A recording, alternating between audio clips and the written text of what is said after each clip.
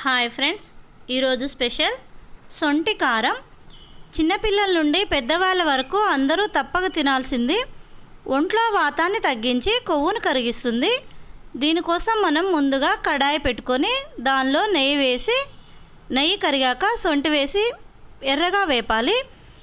ఈ సొంటి కారం తరచుగా వాతం చేసే పిల్లలకు వారానికి 4-5 సార్లు 2-3 ముద్దలు పెట్టామంటే వాతం తగ్గుతుంది.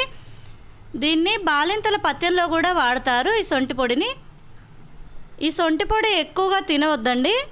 దీనికి వేడి చేసే గుణం ఉండడం వల్ల ఎక్కువగా తింటే మోషన్స్ అవుతాయి. సొంటి బాగా ఎర్రగా వేగాక కొద్దిగా పొంగుతుంది. అలా పొంగిన దాంట్లో 2 ఎండుమిర్చి వేసుకోవాలి. 1/4 చెంచా వరకు మిరియాలు వేయాలి. 1 చెంచా జీలకర్ర వేయాలి.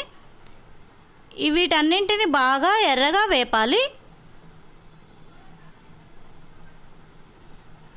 ఇలా బాగా ఎర్రగా వేపిన దాన్ని తీసి చల్లారబెట్టుకోవాలి.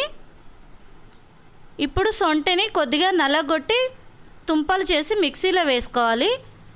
లేదంటే మిక్సీ పట్టేటప్పుడు సొంటి నలగదు. దీనిలో 1 చెంచా వరకు ఉప్పు వేసి మెత్తగా ఫైన్ పౌడర్ లాగా మిక్సీ పట్టుకోవాలి. దీన్ని గాజు సీసాలో పెట్టుకున్నామంటే 6 నెలల వరకు ఫ్రెష్గా ఉంటుంది. Thanks for watching.